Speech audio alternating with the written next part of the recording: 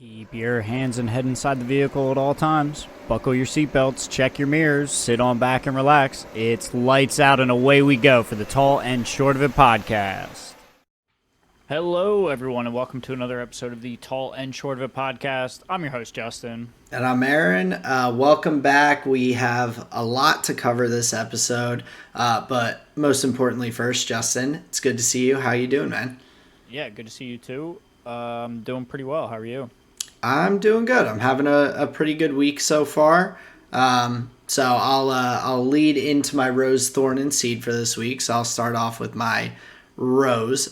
So my rose, Colleen and I signed our lease, so we're officially have a place to be moving in a couple months. So we're very excited about it. It's going to be awesome. It's not too far down the road here from my current place, so I'll still be in close vicinity to my usual stomping grounds and all, and more so just like being able to kind of keep my commute pretty similar, stay relatively close to my friends and all.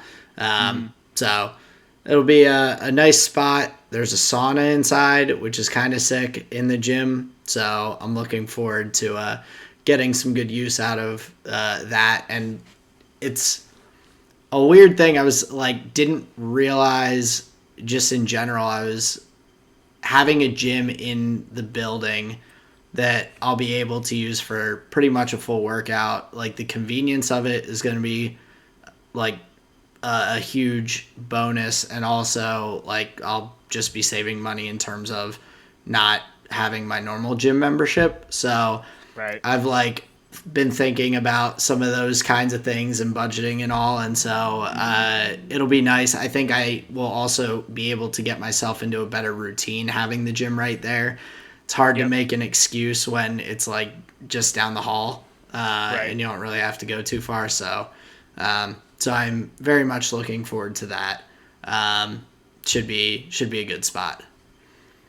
Yeah, that's pretty good because I know a lot of times what would you say? The argument against going to the gym is like, well, I got to get up. I got to put pants on. I got to pick up my keys. Fuck, I got to step out of the door, and it's all that.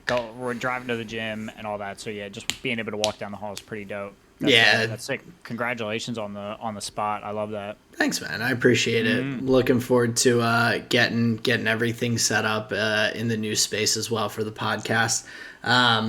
So my thorn is kind of like it's a little unexpected because it was unexpected for me too.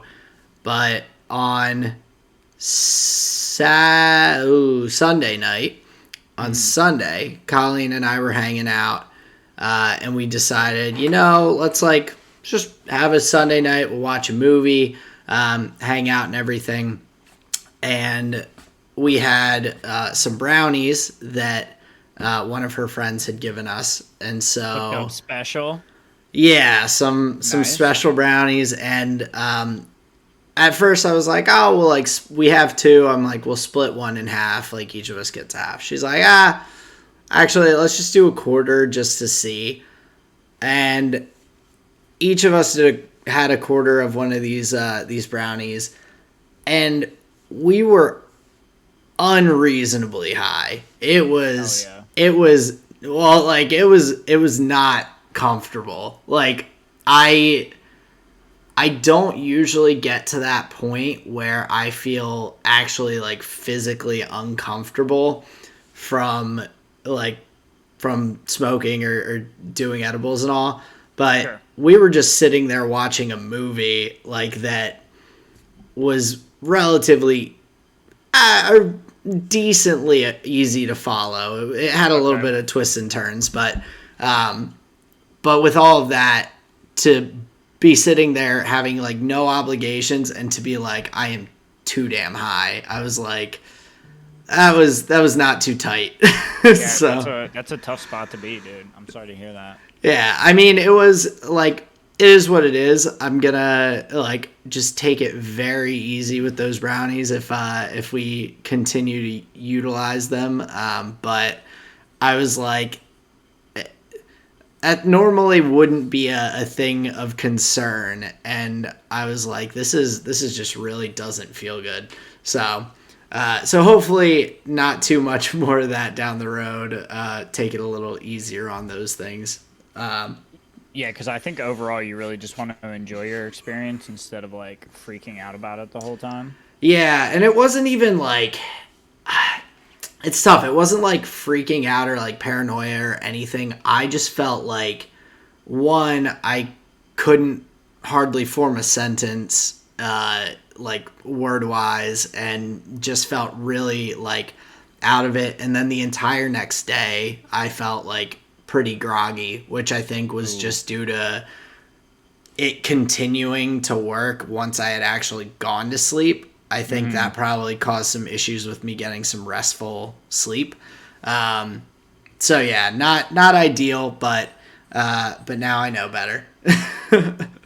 So we'll see how that goes going forward. Yeah, and like you said, you know better. You can always just cut down the dosage and yeah, and try again. Yeah, that's my game plan a little bit. So we'll see how it goes. I'll keep you all posted. Oh yeah. And speaking, I meant to mention this at the top, but keeping people posted, I wanted to just give a little semi closure for last week's thorn of my basketball teammate. But I've got to tag onto that then. Go ahead. okay, but he didn't end up showing up to the game this week. So for one, good for his own health, because I hope that he is resting his knee and that it'll Right. be good and all. But two, we ended up getting a win against a team we had lost to earlier this season, and it our team was clicking pretty well. It was overall a solid game. I didn't have my best performance, but I definitely held down the fort on defense. Didn't have much production on offense, but the rest of my team kind of carried us, so I'll take it. But yeah, so I was like prepared to talk to the guy when he came in, just to try and like diffuse anything before the game, but yeah, didn't have to worry about that. So Unnecessary. Yeah, that's really cool. I just wanted to my little tag. I just wanted to give a shout out to listener Tyler W. leaving a comments on the Spotify. I really appreciate that. He said he would not be swinging or not swinging. He would not be singing, and he gave a big old middle finger to show. So I thought that was hilarious, and just wanted to give a shout out to Tyler for for getting in on the action. So that was fun. But yeah, that was a little bit of your thorn and a little bit of a tangent. Yeah, went off track, but I remembered when I was thinking about my thorn and last week and all. So I wanted to make sure I tied up that loose end a little.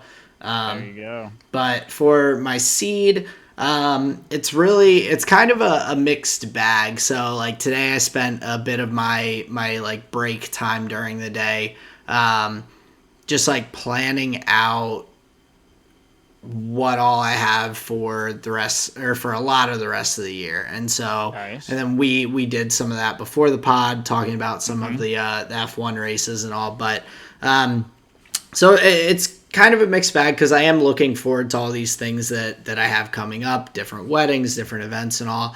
But it's kind of overwhelming for me in a way. Like, I want to be able to plan some more like leisure things for myself, and for Colleen and I to have like maybe our own vacation or whatever the case may be.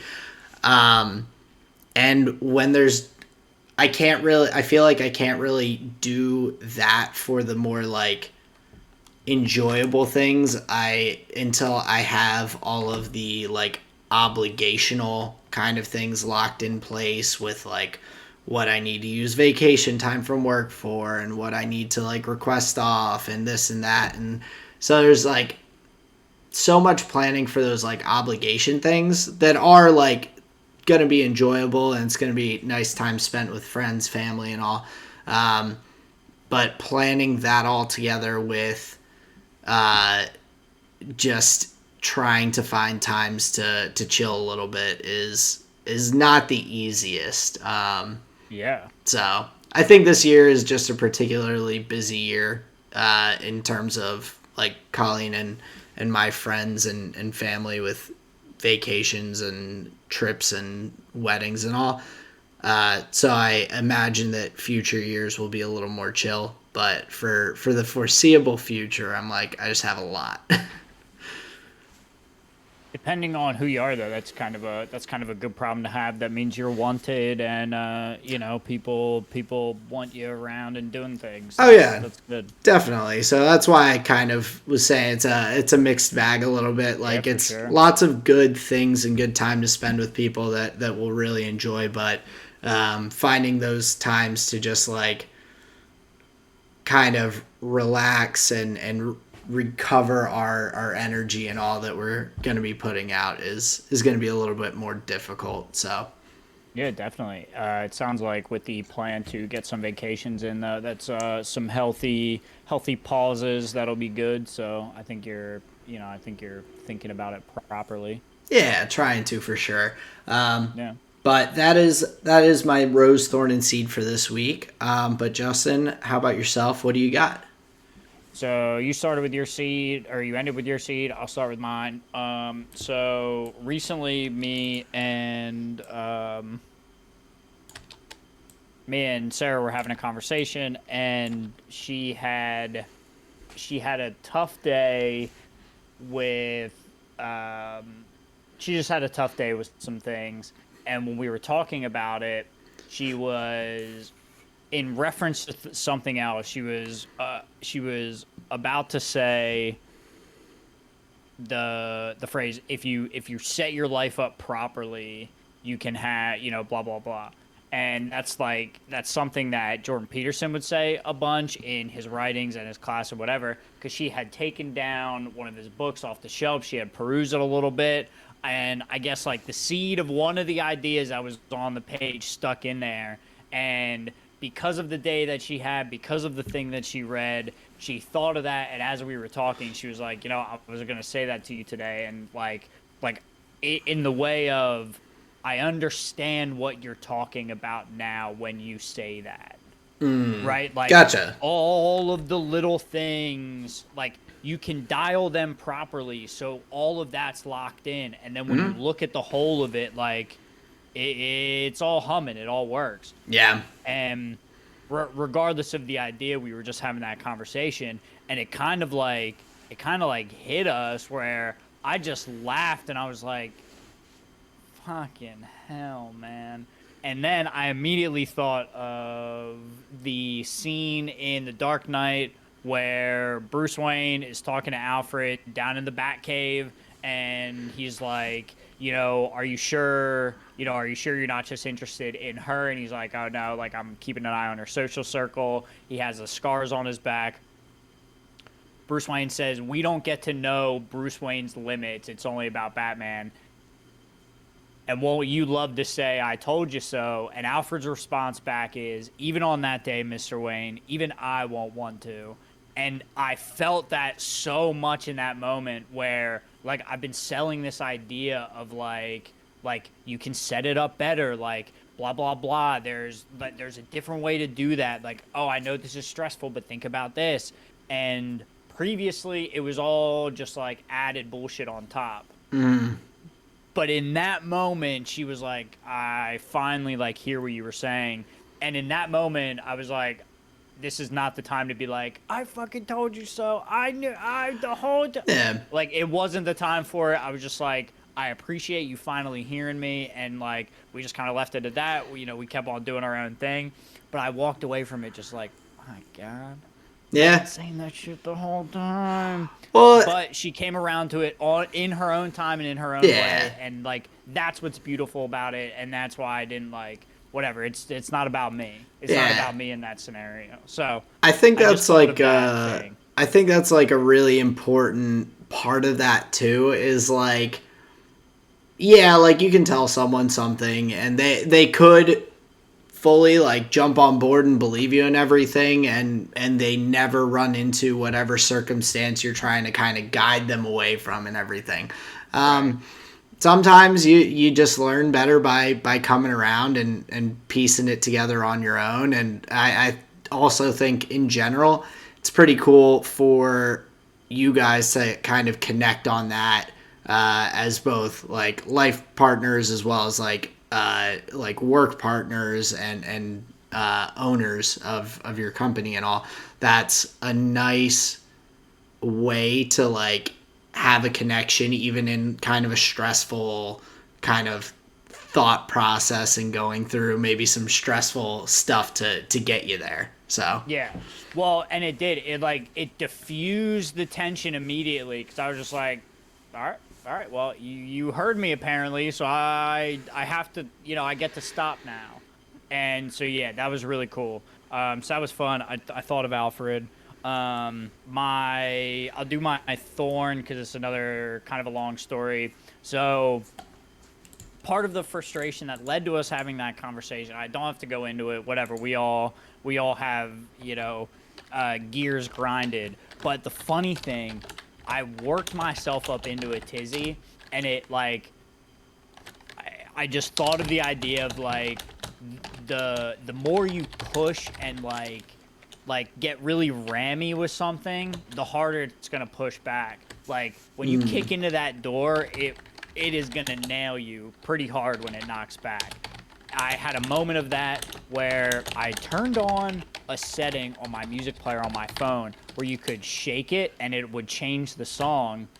I was like, oh, that's cute, but I forgot to turn it off before I went to bed. So when I sent a text and just like, dropped my phone on the pillow, it played a song. I was like, man, that's fucking weird. And it was like out loud. It was like too loud for like having just woken up. I'm like, that's weird. So I turn it off, whatever. Boop, boop. All right, cool. Send a text, drop it back on the pillow. Another song plays. I was like, this is insane. What is happening, dude? And it took way too long, probably 6 songs, and me just like, what the fuck is this thing broken? Just like in a tizzy, dude. And then it hit me like a ton of rocks. So I was like, oh, okay, I just gotta, there we go. But like it was already day ruined, broken. I was like, that fucking setting is the dumbest thing. But yeah, so the harder you throw, the harder I threw it, just the more it was like, nah, that's not the solution. And it just felt like a microcosm of my life in that moment of like, the harder you push, bro, the tougher things are gonna get. Just like relax and just maybe there's something else at work here. And it was just, it just made me laugh. I was like, this is insane. So that was my thorn. And my rose, I will say it very briefly. I'm learning how to do Excel sheets, and I had like a bunch of like light bulb moments of like, yeah, I got it to work. And it's really funny. I had a friend who was teaching me about it. He said a thing, and we got into it about like you're trying to talk to computers. You're trying to talk in a language in the computer and at the computer to get it to do a thing. And so I'm trying to like frame my mind around that, think of the functions and the commands. So that's all been really fun. So that's my rose, is like learning how to work with Excel again. very cool. That was a lot. Yeah. Well, the Excel thing, like I've said on here before, I appreciate that a lot because that's it can be a challenging thing to initially pick up and all. But the satisfaction, and anyone who knows what it's like working with Excel and how frustrating it can be sometimes when you're like, it's not doing what I want, can kind of celebrate with you in those light bulb moments. Those are they feel very good. Yeah, it was dope. So that's awesome, man. I'm glad that you're getting that coming along, and I'm sure we'll be eventually getting some good stats and things like that from your Magic games coming from those Excel sheets. So, Dude, I hope so. There's like I think we'd be at like 138 games. There's like a bunch of win rates, and I just got to work on the functions to like spit out like interesting data, like good to know stuff. Right now, I'm trying to make it spit out the the most valuable card. So see a card that's come up as the MVC, how many times have it come up, and then spit out that one with how many times, and then maybe like second and third place. The Okay. one bit of information, we can kind of get into this later, maybe a little teaser for the conversation. Because of that statistic, I was able to extrapolate a little bit of like a meta thing, like a problem child, if you will. Okay. So we can kind of talk about that in the Magic conversation. But yeah, it's just going well with the Excel, and it's really fun.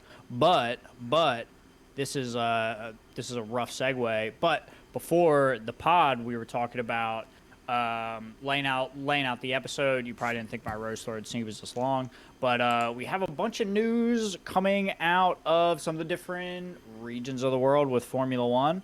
Now you have some details about it. We got some announcements.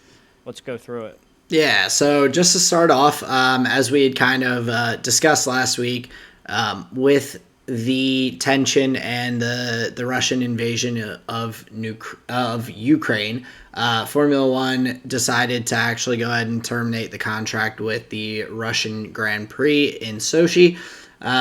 So we will, I guess, see what the plan is. Going forward for like that race this season, if they're going to fill the slot, like what they're gonna look to add or move around for next year's and however many years. I think there was one more year on the contract, so this year and next year for where they'll go instead. But along with that, the FIA had put out a driver commitment for Russian and Belarusian drivers, or well, competitors. So I don't know if that involves like engineers or like anyone else in terms of that, but I just wanted to kind of run through that briefly because I thought it was a little like there were some parts that I think were a little bit tougher than others in the grand scheme of things, and I want to talk about kind of how that relates to Nikita Mazepin. So they started off with just basically like I will like follow the decisions of the FIA and the World Motorsport Council. Then number two, which is where it just they kind of hit it hard, was I acknowledge the strong commitment by the FIA to stand in solidarity with the people of Ukraine, the Federation Automobile de Ukraine, and all of those suffering as a result of the ongoing conflict. So that is, of course, a pretty heavy one, especially for someone like Nikita Mazepin, whose father is tied pretty closely to leadership and Putin in Russia. So that automatically is I think, puts him in a weird spot because he either has to say that, like, to go against his family and his country in terms of what all is going on, or to back out of F1 in general. And then it just proceeds to say that, like, I will participate in a way that I am not considered to be representing, like, my country. That I won't display any Russian or Belarusian national symbols, colors, or flags publicly or via social media, which I thought is like the stretch of like this whole, like, of everything, and that includes like on uniforms, on cars, personal items, like no flags, no symbols, and it just kind of continues on. And so I definitely, like, this is not me disagreeing with the FIA. I think that in the scheme of things and what's going on right now, they had to make a pretty tough and definitive decision. But it kind of hung Nikita Mazepin out to dry a little bit, or a lot of it. He was in between a rock and a hard place. But before he even really got to make his decision on things, Haas decided to go ahead and terminate their sponsorship with Earl Colley, his father's company, and then his contract as well. So there's a lot that has kind of come from this, and so I'm not gonna hide that I have not been a huge fan of Mazepin in F1 in general. I still think that it's a tough position for him to be in, and so I hope that everything can be resolved, and that if he gets an opportunity to show that he's worthy of an F1 car, then hey, like, have at it. But if not, I think we'll be just be in a position to kind of move forward and all. But it's just kind of a shitty overall situation that outside worldly things have kind of come into play to mess with F1, which is not what you look forward to in any sport. I think you don't want to have all these outside factors affecting the goal of the competition of the racing or F1. But also in the spirit of it being a multinational thing, you can stand for the like. Oh yeah, it's just an unfortunate, like, it's unfortunate that something as bad as what's going on had to happen, or not had to happen, that like something that bad going on in the world kind of comes into and starts to affect F1 in any sport in general. I think that we would all rather be able to just have everyone at peace and be able to focus on what in those sports we are really like there for. Like in the world, of course, like our goal is, I would hope for everyone to get along peacefully and to be able to live their lives and all. And so that stuff creeping into F1 and kind of causing issues just kind of sucks. Just feels bad. Yeah, well said. I agree. Looking at it from like turning the lens more towards the sport, his entrance into the sport wasn't spectacular. Obviously, there were situations surrounding him that were like less than wholesome. So obviously, the entrance into the sport wasn't that good. And then on track, he was less than stellar, if not if not an unsafe driver at times, and that's like really tough and like not good for the sport and not fun to watch. So from all of those standpoints, I mean, who cares? Yeah. From a team perspective, as far as Haas, I know this is like the next thing is, so if he's out, who's in? We know who's in. It's Kevin Magnussen. And the lineup of Schumacher and Magnussen looks way better than Schumacher and Nikita, because now, instead of having two rookies trying to develop this new car, at least they have, Magnussen, who's a veteran, who's been, racing in other series to come and do that. So you get veteran rookie status on the team. Yeah, I think so, and I think in the scheme of things, like, it is definitely an upgrade in the driver lineup and all for Haas. Yeah, for sure. And they of course, with ending their partnership with Earl Colley, their title sponsor and all, going and bringing in another driver who can hopefully bring in some additional sponsorships and all to kind of fill that void is definitely something they needed. And so going for like another rookie or another young driver, I think would have been difficult. I had initially thought that Pietro Fittipaldi would be the guy as their reserve driver, but I honestly don't know what his sponsorships and all look like. The Fittipaldi name definitely carries some weight, but he's such a young driver, so it's I feel like that may have come into play with that decision. But with Magnussen and Schumacher, I think that they might like. I think it's kind of a runaway for best team hair. Yeah, that goes without saying. I mean, at both of them, just the swoopy blonde flow. So now they got a sharp looking team, a couple of doppelgangers out there. So Well, and he scored very highly on the first inaugural Fastest Hair Awards, the first inaugural Tall and Short of It Fastest Hair Awards, longest yeah, title ever. he was up Um, there for sure. yeah, he was definitely up there. But yeah, no, I definitely agree. The hair status is quality, and I think just quality in general. I look forward to seeing that lineup now. Yeah, I think that it'll be a nice shift and all, and we'll be able to, I think, see what Magnussen brings to Haas after a season out of the F1 car.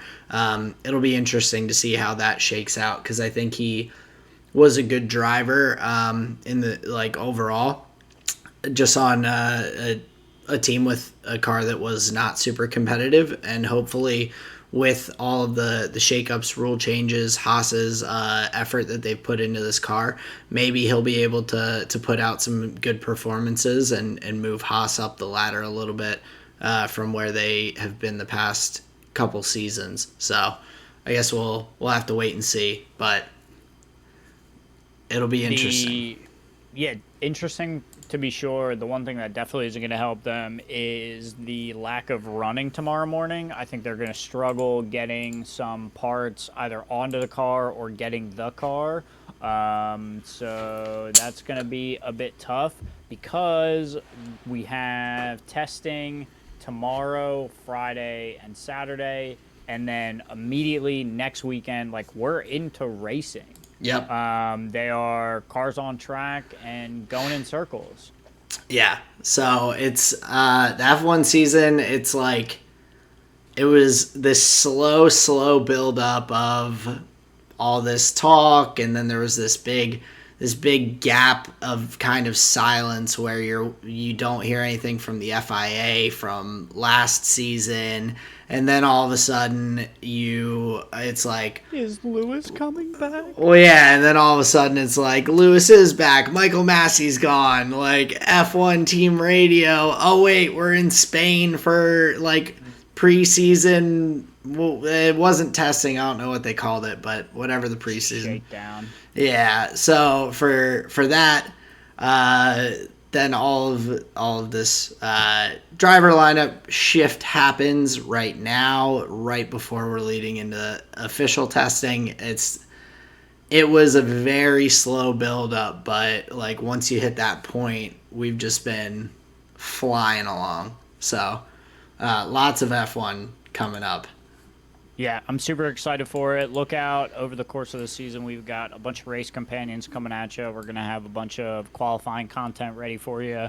But yeah, just really, really looking forward to getting into the start of the season. Yeah, absolutely. And the only other note that I had was that Max signed a new 5-year deal with Red Bull. So his contract is extended through 2028 with the Red Bull. So at that point, he'll be like, I don't know, like 28 years old, still one of like the median age drivers in F1. So that's pretty exciting. I think that also shows kind of Red Bull's continued commitment to the F1 team to being competitive. So I think they saw how Lewis hopped from McLaren over to Mercedes, and we're like, yeah, we don't want to lose Max hopping over to another team. Yeah, no, I think that's quite smart. You get the kind of franchise quarterback feel with a signing like that. Yeah, But yeah, it seems super strong. Max seems like the kind of driver that could bring a lot of success their way, and they have the team in the garage to, I think, deliver a good car. Obviously, they did it last year. yeah, don't think they were always the best car on the grid, but I guess they were competitive, obviously. Oh yeah, But consistently towards the yeah, top. Yeah, and I think like you said, the franchise quarterback feel. I think it also gives the ability for the team to be very like focused on long-term goals. yeah, That's such a huge thing, because if you don't know what's going to happen, or how your lineup's going to shift, or who's going to be in the seat, it's a lot harder than when you have one person consistently who's able to give good feedback, tell you the differences and the difference in feels from one season to the next. When you put this upgrade in, you have this issue, or you have that issue, or oh, that felt better. This you can build such a better relationship and overall then like a really solid car by having that long-term collaboration. So yeah, I definitely agree. Well, and you talked about the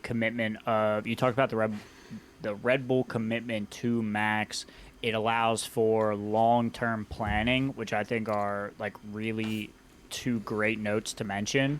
Because if you look at the engine development of Red Bull, they were using the Honda engine. Honda stepped out of Formula One. They said with green energy deals, or how should I say it, with changing energy deals worldwide, they wanted to be on the side of no emissions. yeah, targeting that zero carbon emission, or Right. lowering that where F1 is not there yet.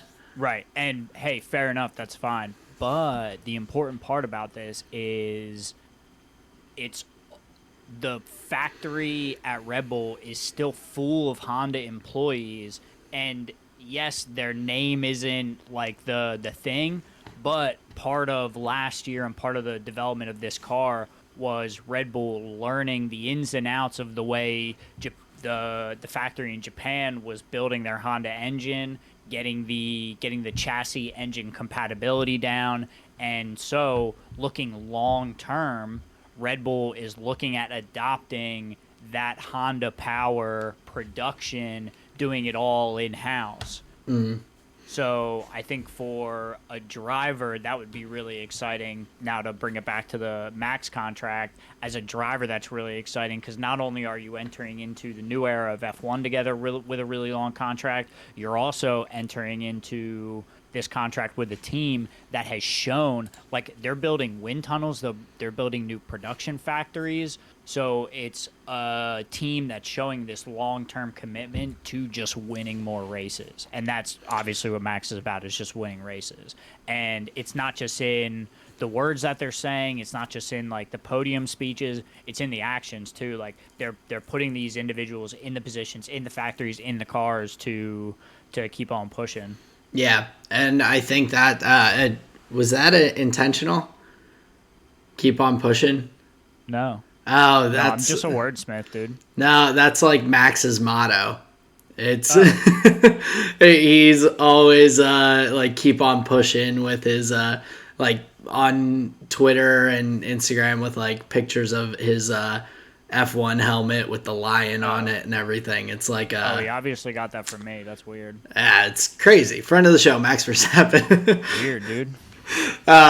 So yeah, I think I agree, and like all of the infrastructural things that Red Bull's doing, I think Max is smart. I don't think he would have signed that long of a deal unless he was fully on board with the belief that Red Bull is going to be able to not just like show their commitment to him, but also like produce a winning car. I think that's also the other key to that, is that he fully believes in the project to bring the success that he's looking for. So it wasn't just oh yeah, like things that sounds great. I'm looking forward to it. He's like, no, I'm cool locking in this many years because it's gonna be good for my career. So Yeah, definitely. So looking forward to the season starting. A lot of excitement, and yeah, F1 testing in Bahrain starts tomorrow. So, or bright and early at 2 a.m. tonight. So by the time you all are hearing this, it most likely will be into at least the middle of day one of testing. So And if you're listening, live tweet at me. I will be awake watching. Hopefully, I think I'm going to set my alarm. I want to catch a little bit of it live in action. So we're going to be posting this, and then I'll be watching. So if you're listening, hit us up. But obviously, if you're listening to this in the long, long future, that opportunity is past. But you can still tweet at us. You can still join in. Hit us up. Tall and short of one. But yeah, the one thing before we get off Formula One, the one thing I wanted to talk about in the off time, I've been using some of the Sundays to go back watch some old races. All right. In 2003 at Brazil, there was wet conditions.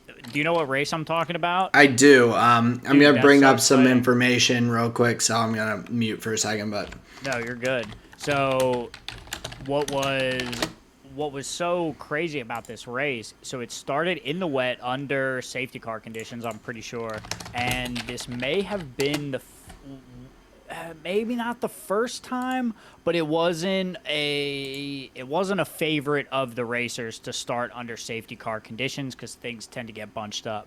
I think it was like, I forget what turn it was, but I guess there was a lot of water. It was either early to mid in the circuit, and cars, you could make like a montage with like spinning like wheel noises, like woo woo woo, of just cars just like fucking spinning into this wall.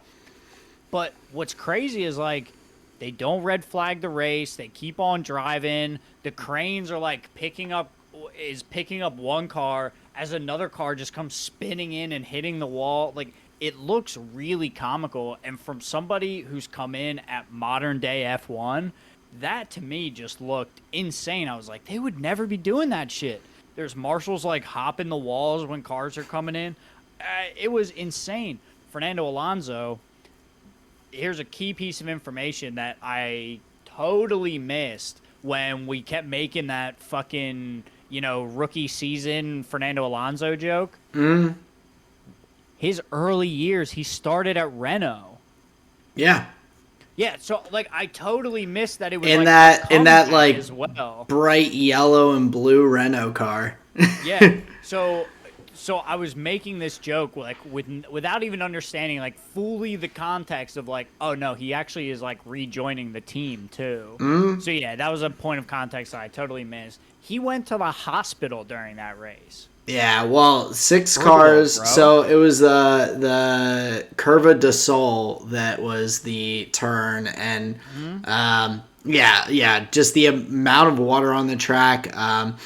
6 cars, and this I'm just reading this off. I've watched the race; it's been a while, but 6 cars ended up going off, including Schumacher. It was his first time not finishing a race in 2 years because of it. But just, the concept of racing in that's like if they had decided to have a full-on race in, what was it, last year where George Russell... Yeah, where he got his P2. Was it? You're right. Yeah. He qualified, or he was P1 in qualifying until Max, I think, got it right at the end. In that half points race that had I think you're right. 2 laps or something like that. So yeah, because they ran 2 laps under safety car to get what was called the qualification. Yeah, Max finished P1, and then George was P2. So yeah, that was a weird one, but that this race in Brazil in 2003 was essentially that race if they had allowed it to go on instead of calling it after doing a few laps under safety car. Yeah, it was pretty wild. So that was an interesting one. But yeah, just some like more of a note on I just wanted to comment on the bad joke and the yeah, I just been filling my time with classic F1. No, I enjoy that, and that's it is funny though, like the thought of Alonso returning to F1 for the team that he had originally gotten his start with back in the day and all. And that '03, like that is some early times. That's some good old fashioned Kimi Räikkönen and old Fernando Alonso times. So Yeah, and I'm glad you brought up Kimi Räikkönen. That was one of his early races, and he actually got the trophy taken away from him. What was the guy's name? Fisichella. wait, Fisichella or are you talking Rubens Barrichello? No, I'm pretty sure it was Fisichella in the Okay. Jordan. Got second in the race, and Kimi Räikkönen got first. And because of some weird, whenever they ended the race, they ended up 2 weeks later taking the P1 from Kimi Räikkönen and giving it to Fisichella, giving him his first win. Yes, yeah, It was that's like correct. weird. It was like the after race shenanigans. But yeah, just some fun stuff from classic F1 races. Oh, absolutely. That's a good one though. That's like, It's a scary one, dude. Don't well, say it's a good one. well, no, like it's an interesting one to look back at and all. Yeah, That's yeah, like yeah.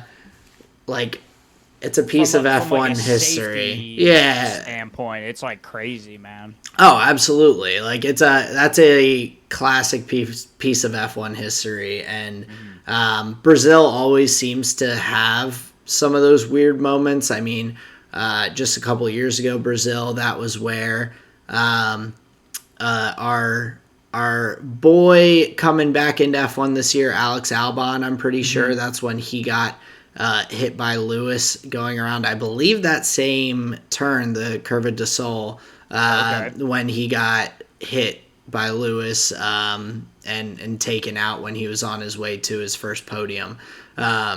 So that was a tough one, but I think Brazil always seems to have those like kind of crazier races. I think a lot of times it is just due to the weather there. Like the weather there is, at least from everything I've seen during the F1 season, seems to very frequently have some pretty heavy rain that comes through and all. I think that's just kind of part of their weather forecast for that time of year. But Yeah, or at least like unpredictability to where, you may have, a dry side of the track, or, it's pouring down on turns, 7, 8, 9 kind of yeah, thing. That makes it really tough for race strategy. I think that was kind of part of it as well, where they were like, tires were like drying out on other sections, and then they would get there and just like slide off the line and fly into the wall. But yeah, it was a weird one.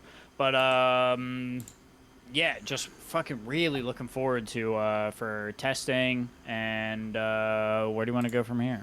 well, to get into it, I guess we can just hop into some League of Legends. I wanted to start off with the LCS. Wanted to get an idea of what your thoughts were in terms of this past week and just kind of how the LCS is shaping up this far into the season. Well, overall, like we had talked about last week, really excited for Core JJ to be back, and I think he looks really good, honestly. Him and Han Sama seem to be like meshing really well overall. So that I think is encouraging going into the later stages. I'm just looking, trying to pull up the picks and bans here. There we go. Um, but the one thing that I think is crazy and overall, and this is like so less about North America, but the note that I wanted to make is the Zeri, not just like from a strategic standpoint, but from a just like a design standpoint. Like something like that seems really dangerous. Like the Q where that's her auto attack and like she's still able to like move backwards when she's shooting it. Like it seems. The one that really gets me is when she's able to use that as well as her little transport through the wall and everything. That Yeah. is the one that like she's still spitting out damage like direct like almost like Ezreal Q type of aim, but just as Right. she's like floating away through walls Right. and the it's it's tough because like she really she looks excited like she is an exciting champion Mm-hmm. for sure. Mm-hmm. When they're giving these additional new abilities and kind of new play styles or similar play styles but with some tweaks, because I say similar because I do think of her as being somewhat similar to like a Draven, in terms of like the play style or the type of player that would be playing her most likely. um, it lends itself to being kind of broken when you have some new kind of stuff like that. Callista, we saw it for a long, long time where Callista was extremely just difficult to balance. We saw So her really being good. Yep. super, super strong because of her mobility, along with Mm-hmm. like the control that she gave in pro play for objective control with dragons and barons with her rend, along with being tied to your support to be able to save them so easily from danger and also be used as an engage. Like when you add so many like unique things and interesting things to a kit, it is really exciting because it gives the ability for so much new and different kind of interactions and play to come out. But I do worry that the champion is going to be difficult to balance because she is so strong right now. Yeah, and it's just the mobility difference. Like all the other AD carries have to stand still to shoot. Like it seems like she has like mobility while attacking, and that's really tough. I And mean, that is even exhibited by I was gonna say the amount of bans. even a champion that has some similar almost like kind of you want to play the way you play Zeri is I'd say like Cassiopeia, where you're really moving and continually putting out your damage with the poison and everything, and like Mhm. throwing out the ease once you have the poison stacking on someone, and like your goal is to kind of be able to play the way Zeri is with moving around and still like shooting out those twin fang damage. Yep. But you even on a champion like that, you can't have the same kind of like mobility and just ability to like move around as you do with Zeri. It's a really challenging thing to play up against. Yeah, like for sure. So there's likely gonna be balancing changes for her into infinity because she seems really tough. And the reason I started the conversation there, like I said, just the amount of bans in North America. Obviously, we're gonna see it fucking worldwide. Obviously, but yeah, just overall, I think fairly encouraging North American games. I really like what I'm seeing from Team Liquid. I think they look really strong. Cloud9 just still getting the wins despite all the criticism. So I may have to pull my T-shirt out of the garbage. I'll have to look where that is. Hopefully, there's no ketchup on it. But yeah, Well, just overall pretty good stuff.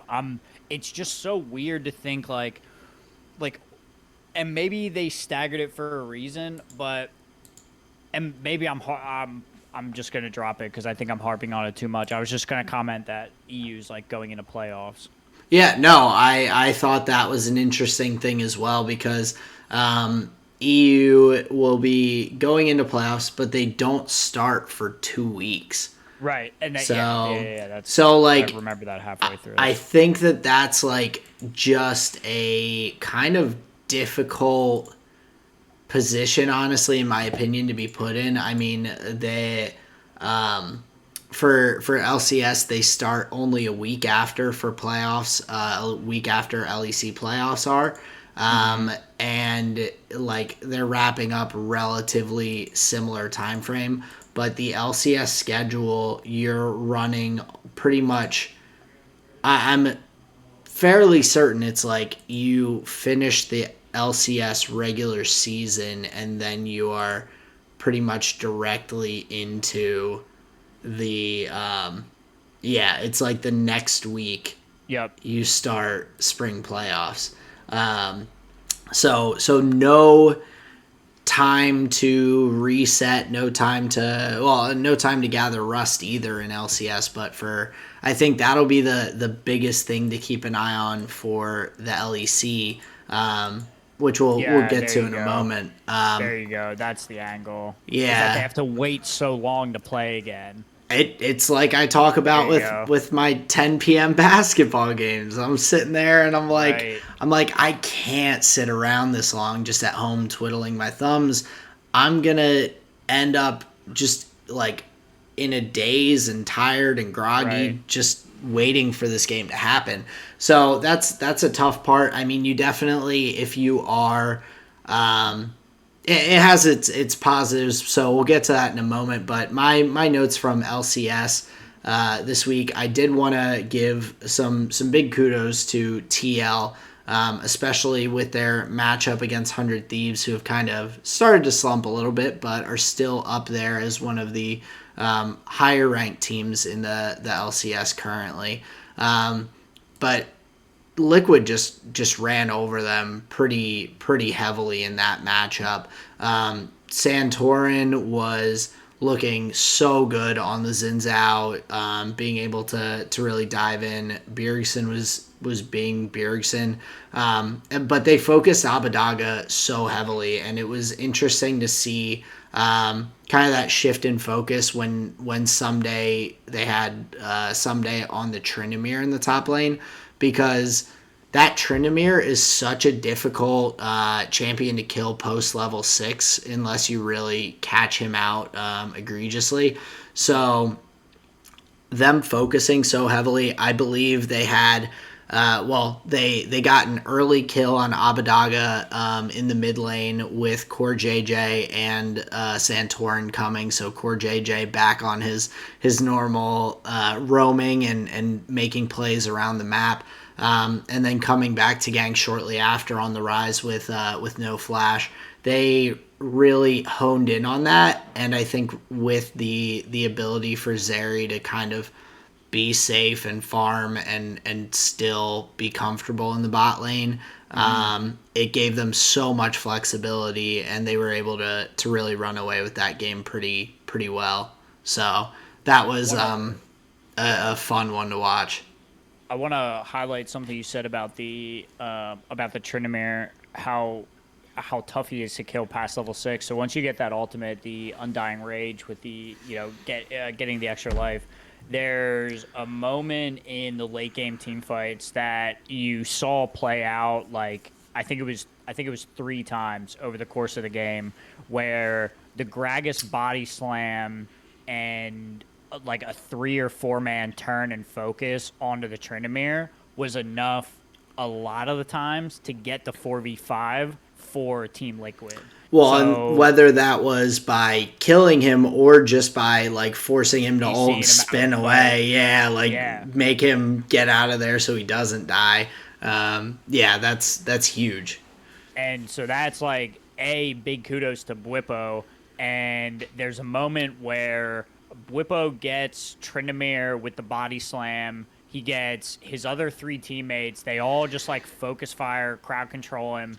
And so you're watching this Tryndamere die, but the most important part was the Nautilus that walks across mid lane, and he is literally zoning out 4 people just by wow, my big anchor, run away, and like for enough time that they killed the Tryndamere, got the 4v5, whatever, the Nautilus dies, but it was such good like focus and communication in that like what could have been a split call, but but everybody knew their role. So I think that was really solid team fighting and playing around likely the biggest threat on like in the server. Yeah, I think that that's the thing that is so intimidating about Team Liquid, which is exciting to see in terms of the LCS, and performing well in international competition. I really like the way that they look right now.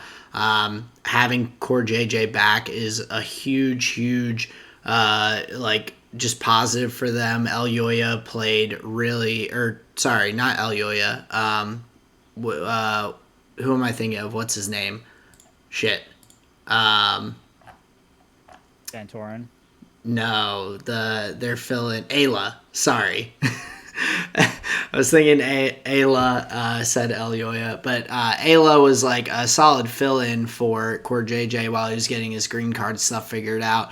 But I mean, just looking at the lineup, Blippo looks like he's performing like very well in the top lane there. Santorin is easily competitive for one of the best junglers in LCS, if not the best.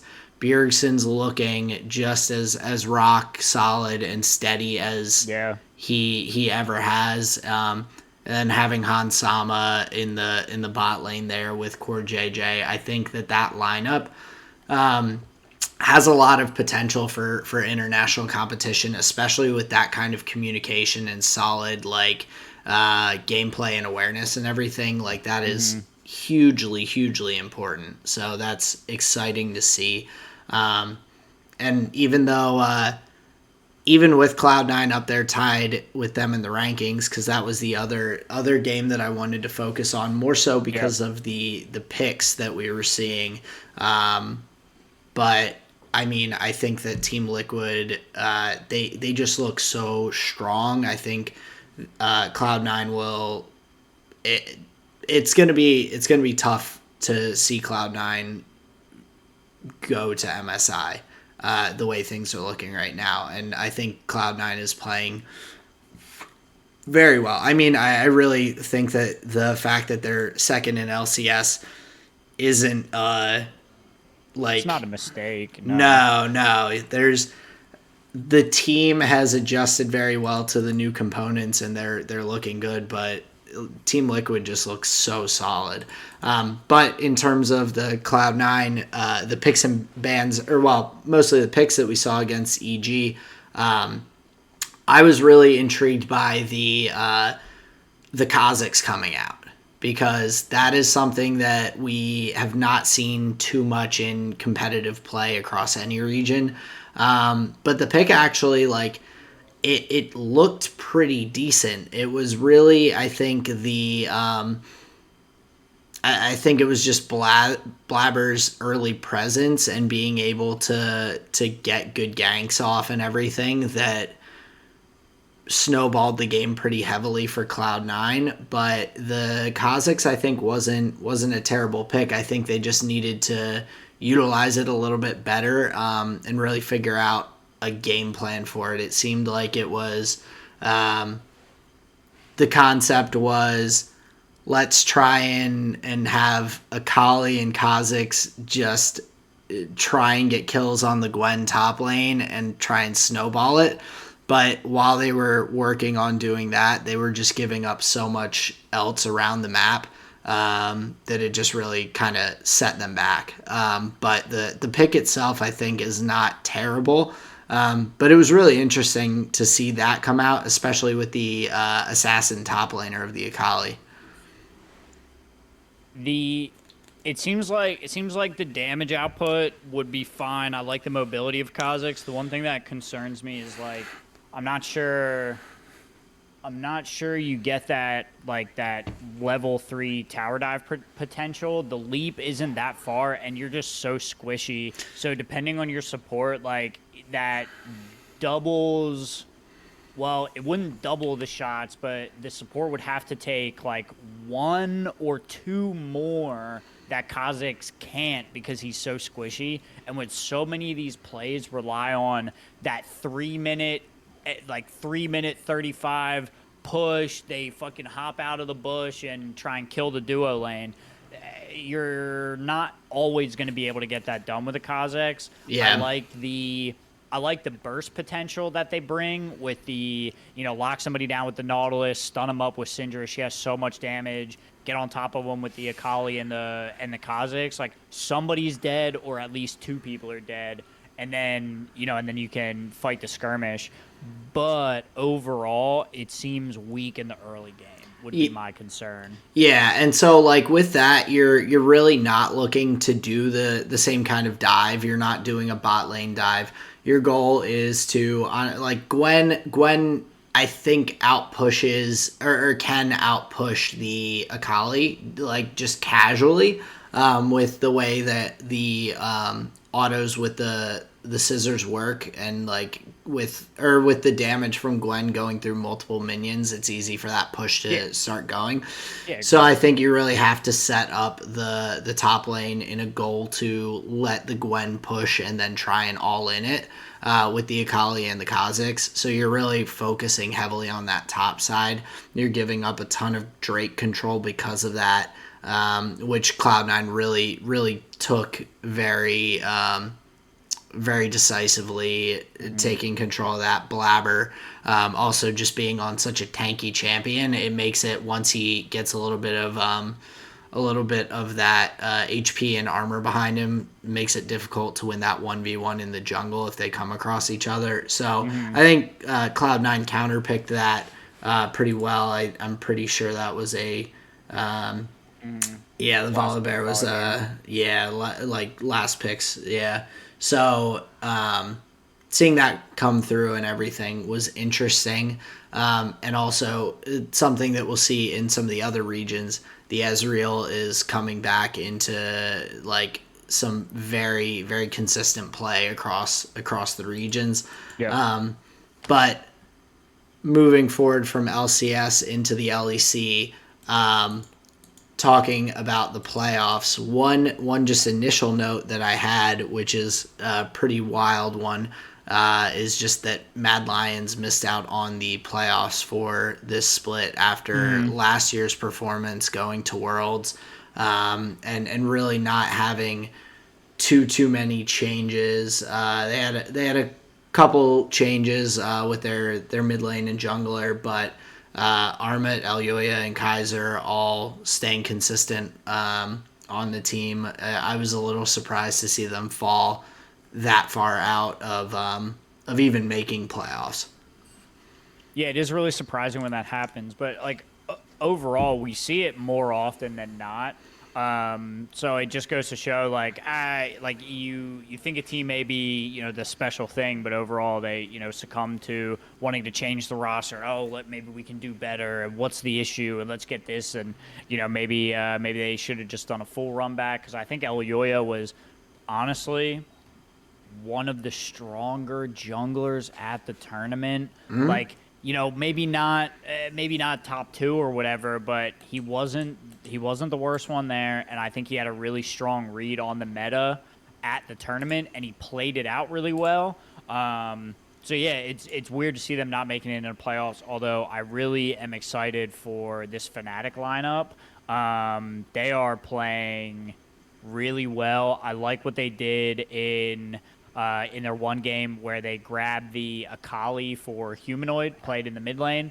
And what's super scary about that is Wonder, their top laner, plays Akali as well. So it's so tough when you have this assassin as a flex pick, because you're not sure, like, you can only counterpick one lane. And an assassin is really tough to work around in a pick and a ban. That's just heads up, I think, champion pool and pick and banning on Fnatic. So I really like that little strategy there. And I want to shout out Razork on Fnatic. He's playing the Hecarim really well and using that as it's just like his meta call. He's like, this is the thing that is strong right now. Movement speed, he's everywhere. He engages, tankiness under the turret for the dives. Like, honestly, I think Hecarim is like bread and butter, like one of the best junglers right now, and Razork is playing it beautifully. Yeah, seeing the Hecarim come out pretty frequently, I think, is definitely like it's a fun pick to watch, and I think it has so much playmaking potential. You have the devastating charge, I think it's called, along with your So, yeah. ultimate that causes the fear and everything. You can play that, and if you are able to utilize that well and like get good positioning as a jungler, then you can cause so much disruption. And yeah, Razork on that pick does look pretty solid. I feel like Hecarim and Xin Zhao are kind of like my top two jungle picks right now. I feel like that is kind of the standard, and then you go down from there depending on just what is available and picks and bans and all. Yeah. Well, I still really like the Volibear. I still really like excuse me, the Xin Zhao. Lee Sin is still being played like in a lot of regions as well.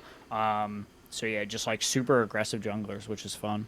Yeah, and that's I think something that will be exciting moving into when we are getting to MSI, if that's still the meta.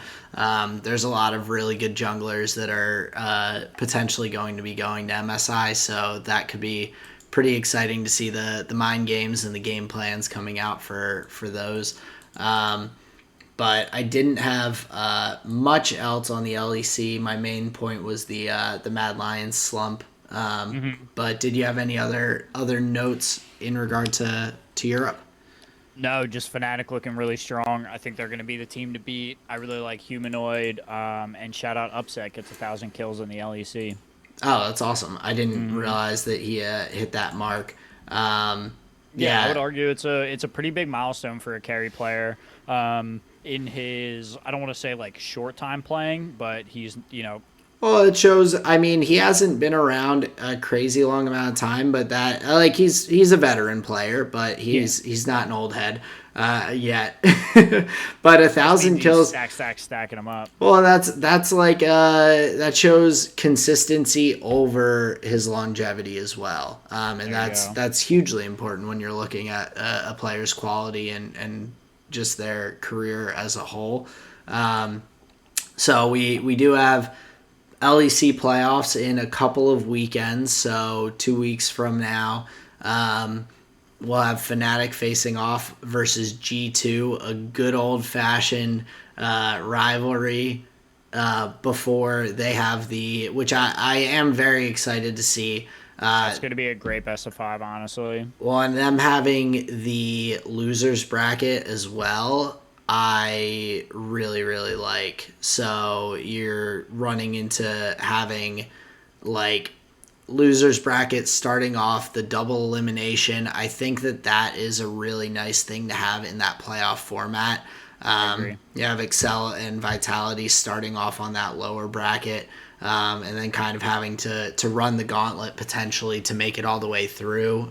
Just having one life essentially, and I just like that setup in terms of playoff bracket. I think double elimination is something that a lot of people have been wanting for League of Legends for a while, and so I'm glad to see them implementing that at least for kind of a test run in this playoffs. Yeah, and I'm looking forward to it. Honestly, I think G2 and Fnatic both have pretty good histories in their best ofs. I think we're really going to be in for a treat with this. With this series in particular. Yeah, absolutely. But we have some LCK. I wanted to touch on a couple things before we get to the meat with the LPL. This is your appetizer. But LCK, the main thing I was looking at was the matchup between Gen G and Damwon Gaming Kia that happened yesterday, just because it was between two top of the table teams. You're looking at some really, really good matchups between like Gen G having Chovy versus Showmaker in the mid lane. You're looking at Peanut versus Canyon in the jungle. And so that matchup was very, very fun to kind of watch through. Very back and forth. Showmaker was doing Showmaker things and putting on a show and doing everything he could to give them the opportunity to win. And the Ari pick was the one that, like, he really, even though they didn't pull out the win in that game, he just looked so clean on that Ari pick. Watching a good mid laner on Ari is just disgusting. Well, and it's fun, just like LeBlanc is fun. They use the mobility in ways that like break the moment where you're like, oh, that was such a good angle, right? Like, oh, he got over the wall. Oh, they didn't even see him. Oh, there was no ward there. Like, the potential for outplay with that much mobility, having 3 spirit rushes plus a flash, is insane, and they can position themselves really well. The flashes that they were hitting, not flashes, the like flash charms that they were able to hit were really fucking strong. But yeah, overall, I think Ari is just a super fun champion to watch and competitive, and Showmaker was killing it. Oh yeah, it's too fun to watch, and especially when you see him. I think he had, and I'm double checking myself, but yeah, he had the Everfrost on it too. So being able to dash in and hit those slows as well was just so impactful. It honestly gave them the ability to stay in that game as close as they were able to. But Ruler just ended up taking over the game pretty heavily with his the Zaya pick. So it was, and Lehen's on the Renata.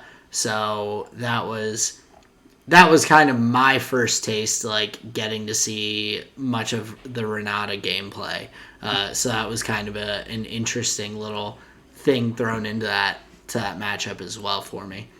I mean, she's literally like, when you see all of her skills in like play together, she plays like a hook champion that has like an attack steroid, and that bailout, that gray health. Man, like that is a lifesaver. Literally, it is so cool to like get the kill, get the health, and like be able to get out. Like it created some really interesting play patterns. So yeah, I really like the Renata, the like the hook out and like yank him in a direction. I think that's really fun. It's very akin to the thresh hook, where Yeah. you throw it out, you nail the hook, and then you get the 1-2, like the pullback. So yeah, it's just super fun. I think the ultimate is like meh. But yeah, I think that the ultimate, we just haven't seen it like used like whoa. yeah, it's one of those. I think it's one of those things where it's like almost like a really sick Sona ultimate. It's like if you can get a hit onto multiple people of the enemy team and like cause some chaos in a team fight, like that is going to be like, it's gonna look so strong. But it also has the ability to just really not be very impactful. So it'll be interesting to see, because I think that is one of those things, unlike the Zeri, where I feel like we have so many strong components to the champion, and I don't see a lot of weaknesses other than not maybe a quick dash. You have the dash through the wall if you have terrain there as Zeri, but like it can be a little tougher if you're just caught out. But with the Renata, I think it's going to be one of those. It has its give and take. Like it has some really strong sides, but that ultimate and like the usage of it could be a pretty bad weakness as well. Well, maybe not a weakness, but just like just like thank God that's not broken too. Ye- I think is what I'm getting at, and not that Yeah. I feel like her kit is broken, but just like in a world where it could be, Right. it's fun to see it like, oh, that didn't just break the game right there. That's cool. Yeah, it has balance a little bit in the champion itself, and that's definitely a good thing because it makes it interesting when something's not broken out the gate because you can see it get played more, you get to see interactions, you get to find out what it can do. Right. And I mean, but it has the potential to flub some stuff. If you Renata ult and only hit one person and get a freaking jinx and give them crazy attack speed and you're the only one in range, like she's hitting you. So like there is that component to it as well that it's like you do have you do have some downside to it, so it has to be you have to play it pretty well. So that'll be very fun to watch. And it was cool to see Genji pick up the win on it. So Yeah, for sure. And I think, like, importantly about this series is that Damwon was staying so close in gold in a game where Genji was like really pushing the envelope. So my big takeaway was the way Damwon over the course of the series was like trading objectives, and it was just really clean how they were willing to drop things on the other side of the map to take a dragon or whatever. But speaking of dragons, the one thing that came up in the game was the 4 Infernal Dragon Soul Elder Dragon plus Baron. Dude, that damage was so disgusting. It was amazing. The caster called it like they had the Exodia of League of Legends. I was like, that is insane. It yeah, popped. Like the health bar was just gone. It was yeah. amazing, and it was so much damage. So that was really fun. And that ended up being kind of like the nail in the coffin Yeah. because Showmaker had been able to like keep them in it, make so many plays on the Ari, and then he Yep. with that damage just got blown up in a split second, and like that kind of snowballed right into the end of the game there. So Yeah, it made it really tough. But yeah, I had notes about the Renata as well. The crazy thing in game 2 where Damwon brought it back to bring it to game 3 was the kiting around objectives, and the way they were playing those team fights was honestly, I don't want to say like, next level or whatever, but it was just really fun to watch how tentative the teams were, and the smallest opening would just like crack open these fights, and you see the Leona flying through, the Nautilus hooks coming in. But the patience of Damwon Kia in game 2, I think, really sealed the deal and like brought it to a game 3 because Genji is ferocious. they are. And I think the other thing that like stood out to me there was seeing the the Fiora as a counter pick to the Camille, and Yeah, just seeing the lack of ability for Doran to like the place out like in lane. Yeah, it's a counter pick, it works well, like yes you can match split pushing threat and all, but in their composition and everything, I just felt like it didn't end up coming to fruition because you have the Camille that can isolate targets pretty heavily. You have consistent DPS, and they had a very heavy dive comp. And when you have the Ezreal poking from the outside, the Karma giving shields, the Camille being able to dodge things and get isolation, the Xin Zhao ultimate, I felt like Damwon set themselves up pretty solidly in terms of their team composition to be able to counter that dive comp of the Nautilus, Galio, Fiora, and everything, to be able to set themselves up well for the team fights from the draft phase as well. So they drafted really well into that composition and all.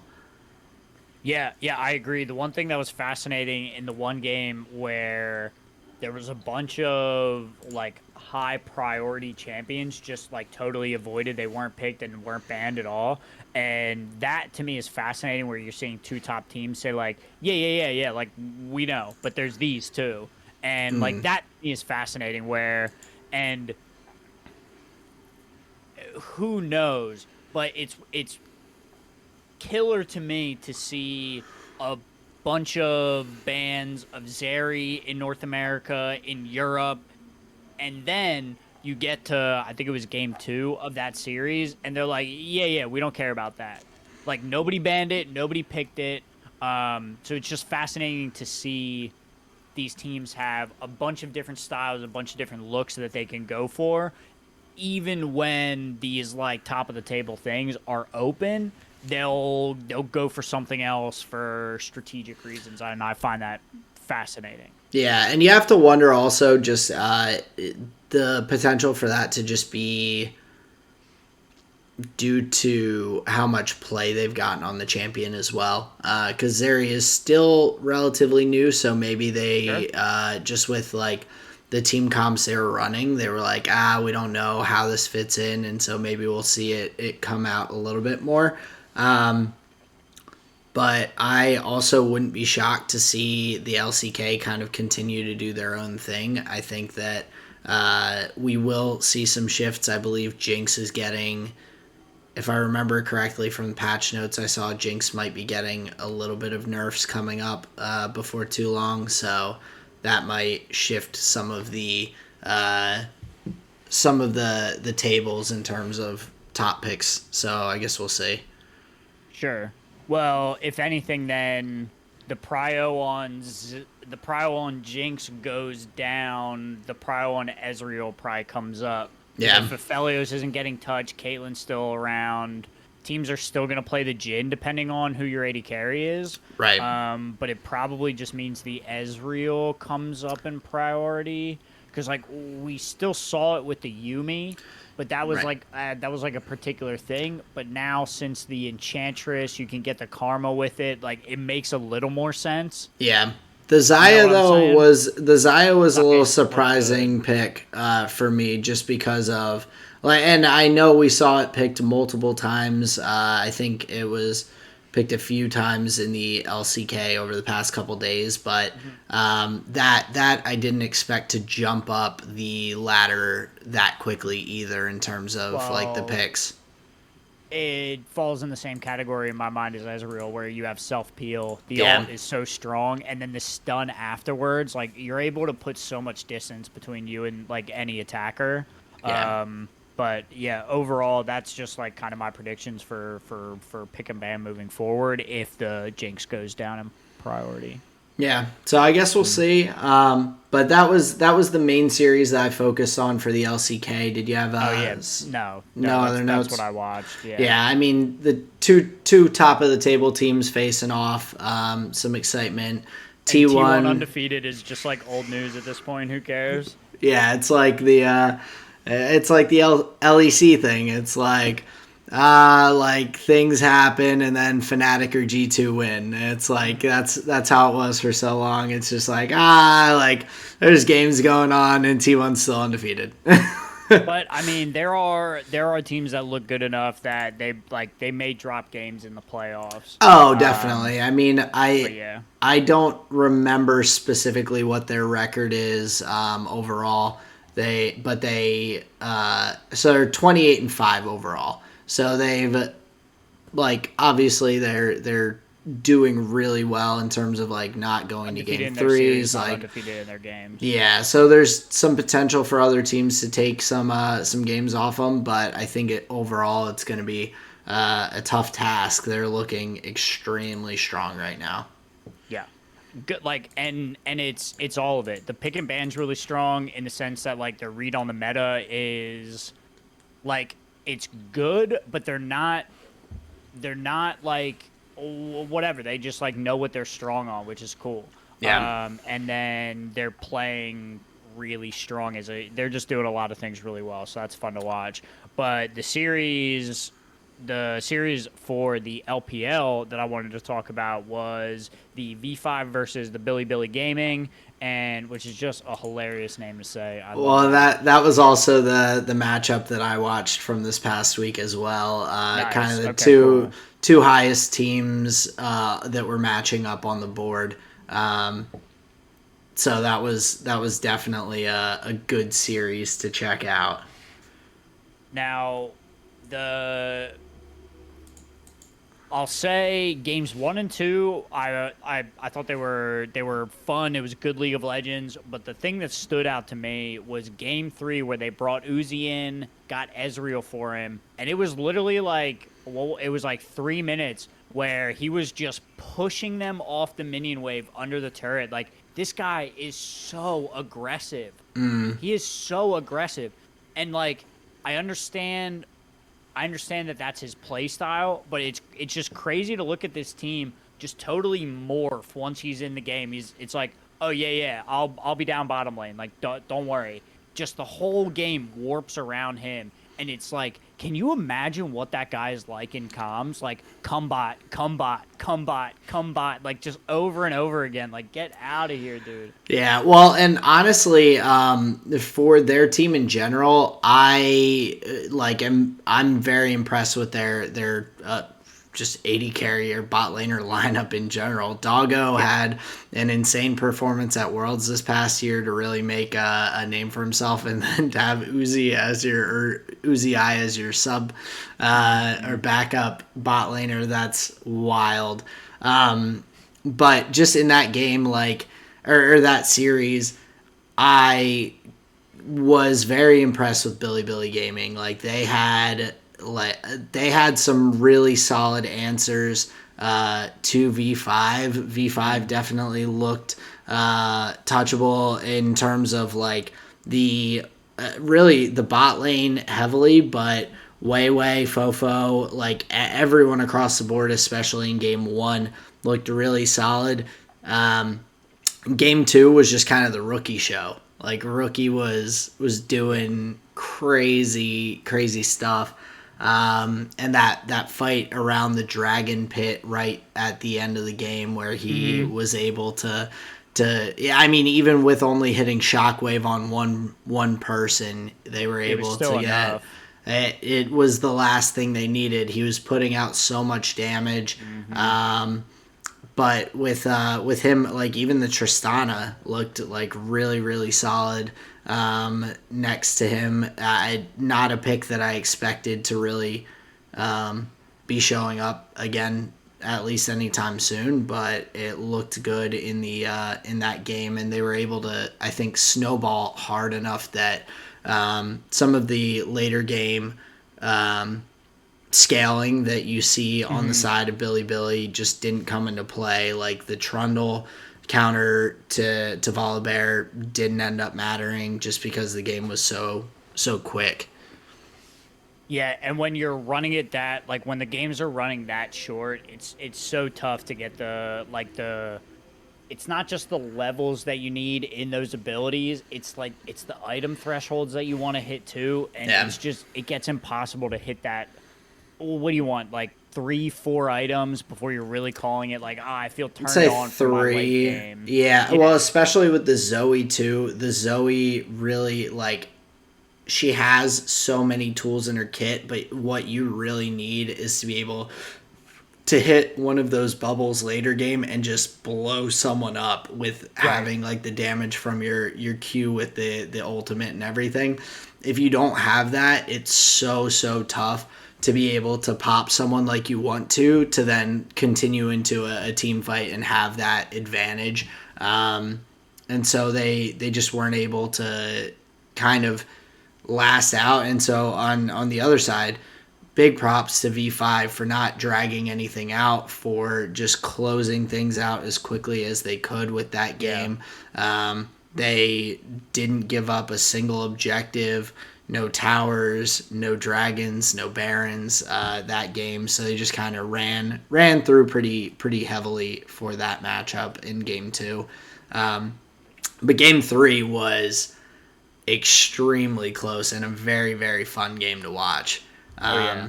With Uzi I in the bot lane and just the kind of chaotic like team fights that were happening it was it was bizarre. Like, you're seeing two people on each team getting blown up immediately, and then you're sitting there and you're like, oh well, there's the Ari and the Aphelios, and oh, where's the LeBlanc? Is LeBlanc gonna?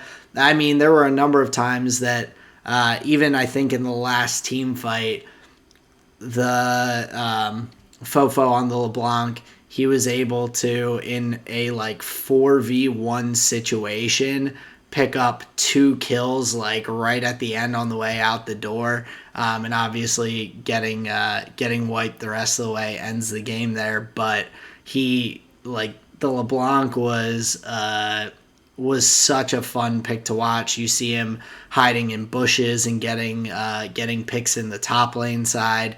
You're seeing him clean up after fights, and Fofo played it really well, like utilizing the dashes. So Yeah, I definitely agree. When you're in those like chaotic late game team fight scenarios and they do break down, your meat walls are gone. That mobility, like we were talking about with the Ari, and we alluded to LeBlanc as well. But yeah, it's crazy the amount of distance you can cover and just the burst potential that she has, man. Just to one shot people. But I think on the flip side, I'm not sure. It was a Rise on the other side no, in game three? game 3 it was the Ari versus the LeBlanc. Gotcha. Yeah. Okay. But yeah, it's just a really, really solid matchup between the two, and I'm pretty sure to push it down, there were only 2 members left there for V5. Yeah, it was like 2 or 3 right at the end.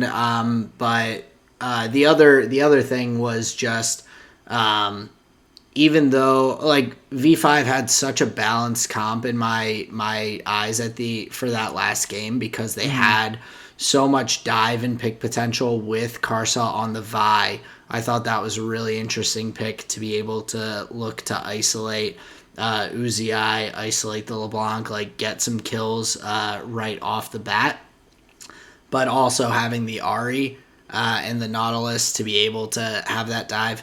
But really, the key that I think won them kind of the end of the game was how big Rich was on the Jace. The Jace, the poke that he was getting, and he was hitting some crazy shock blasts, and a couple that took Uzi really low, right like before a team fight even started, and that was kind of key for multiple of those fights to be able to run through, because you just see the Ezreal trying to queue and auto minions to try and like lifesteal a little bit to be able to perform in the team fight. And Yep. at that point, it's just like you're not putting damage then on the other team because you're having to step back. And so that really was a solid component of their victory there for the game 3 between V5 and Billy.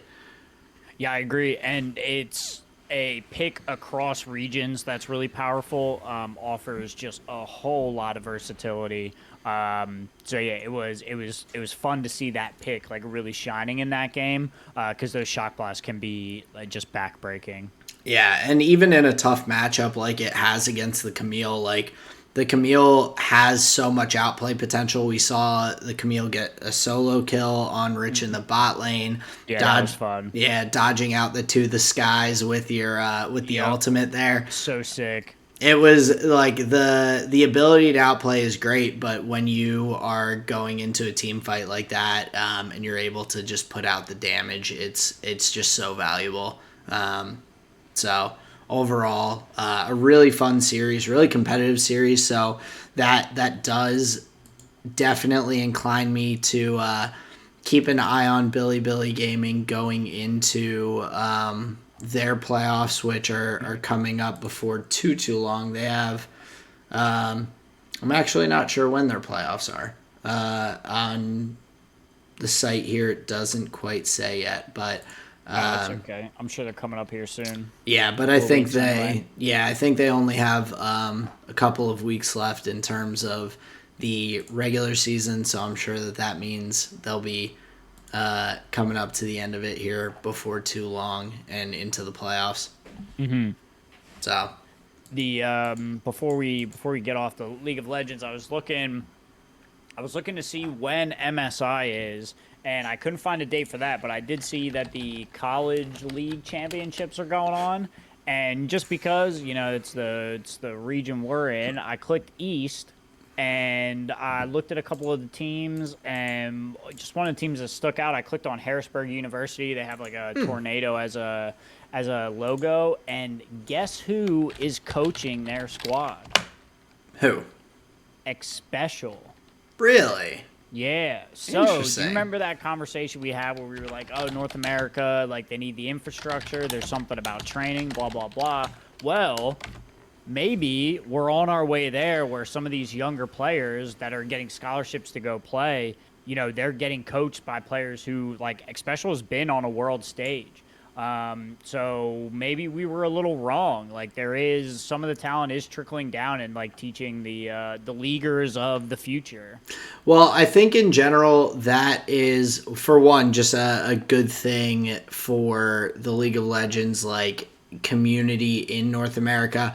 I think it's pretty cool to see Special involving himself in Harrisburg University as their coach and everything, and like getting into that younger stage. That reminds me that I did see actually I saw, well, I guess not necessarily younger, but like kind of building some more infrastructure for development of players.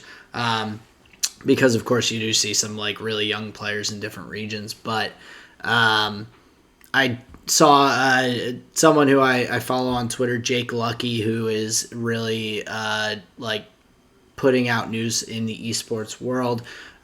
He had a list that he put together of I think like 200 colleges in the U.S. that had different scholarship opportunities for esports. That's sick. And so I think that, and I'm sure a lot of that was League of Legends, because I feel like that's kind of the most popular collegiate like esport. I'm sure there's like Dota teams and like other Overwatch or Valorant or whatnot, but I think League is still the predominant kind of game for collegiate esports, and seeing that many universities and colleges that were willing to give scholarships towards esports, and that I thought was really cool, and just like a good thing in general that it's starting to become. I mean, back when you and I first started playing League of Legends and following along the scene, like it was, I feel like you don't get it as much anymore, but there was so much of that. Oh, like if you play League, you're like living in a basement eating Doritos and Mountain Dew, and now there's like kids that are getting paid to go to college to like play League of Legends as well. It's cool to see the shift over just one decade of like where things were to where they are now. Yeah, like such big changes. But interestingly enough, as you all should know, Faker got picked up at 16.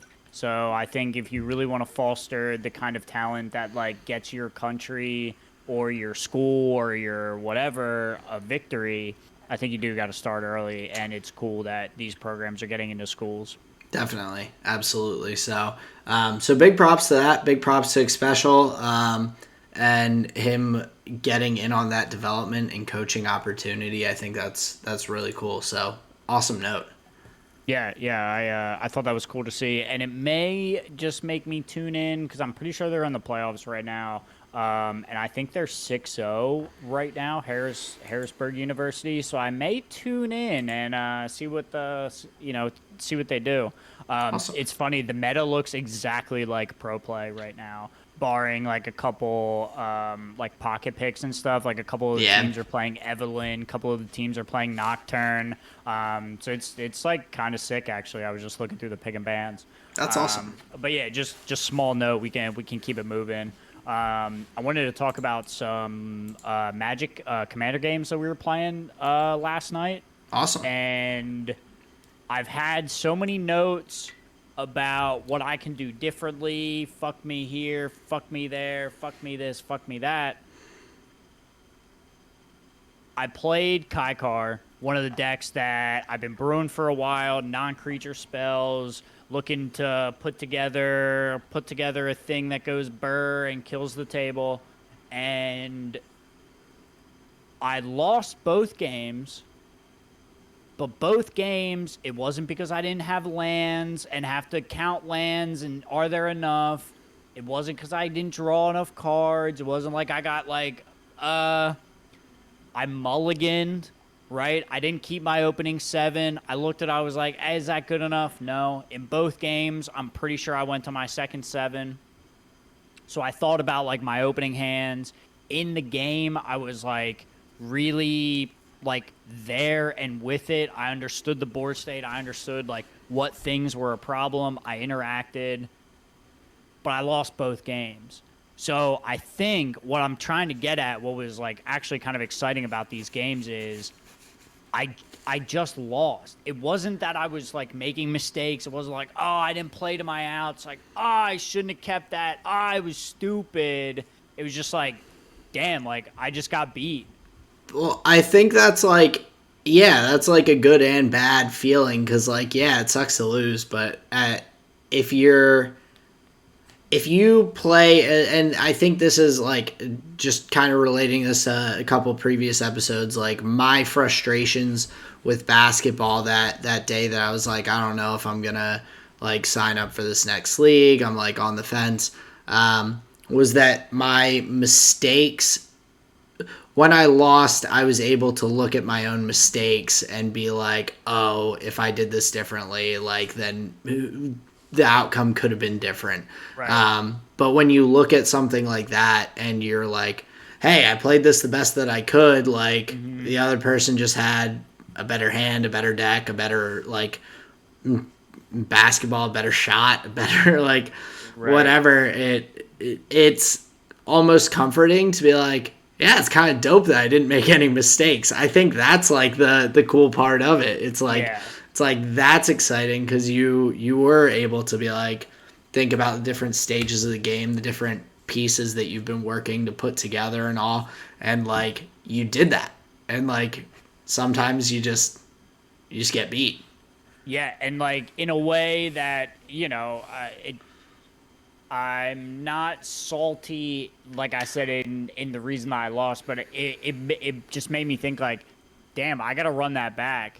And now we were talking about the Excel and the data. In my head, I'm like, well, now I have a valuable reason to like, oh yeah, I'm just gonna run this deck a bunch, like just to see, like just see what the data says, right? But yeah, I was just Oh, like, oh you're just damn, trying I to bring gotta up the win rate. Don't just lie. trying to bring up the win rate, dude. You don't want to look at that table and see 0% win rate next to Kai Car.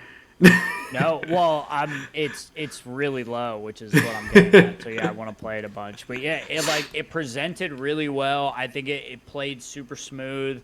Nice. But yeah, like I felt like Ian big time, where like I literally played 2 cards and they were just like all guns pointed at me. I was just fucking toasted. So yeah, it was good games.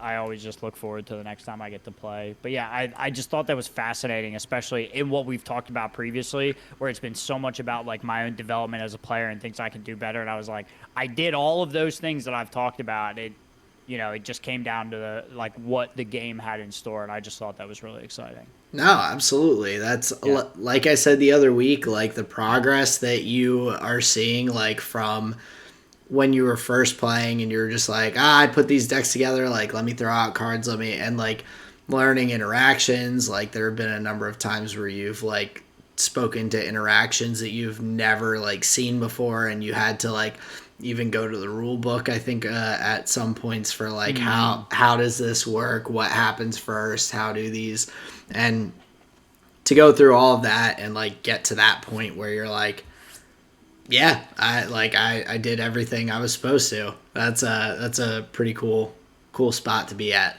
Yeah, we got to the end of the game, and now we just have the end game content to worry about, dude. Yeah, So we're at just the credits. just the credits to roll. Well, no, there's still games to be played. Just not in the tutorial phase anymore, dude. There you go. You got Yeah. past building, what is it, Randuin's Omen on Ash in the Yes. tutorial? Is that Yes, the? and you killed the turret. Yeah, you just run it down mid, A ram it.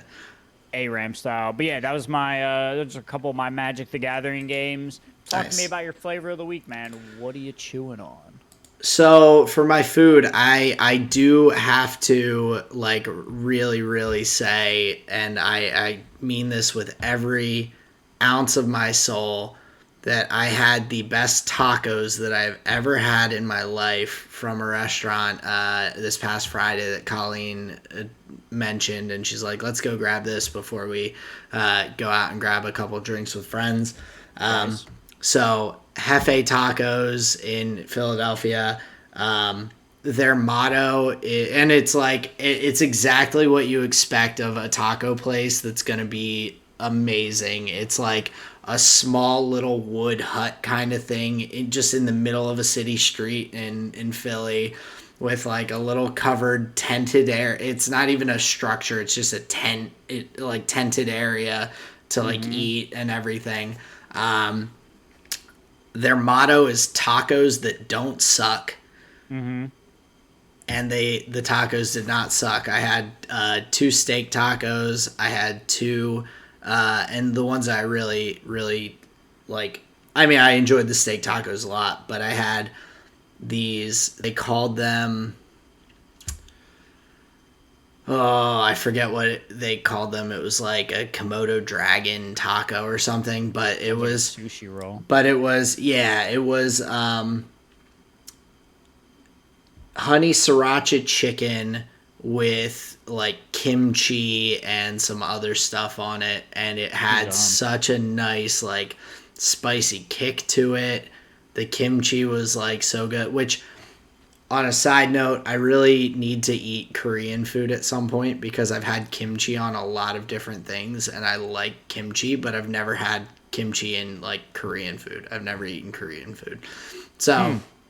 I have to do that. But Hefe tacos, phenomenal. They were so good. So I will absolutely be going back to that at some point. Nice.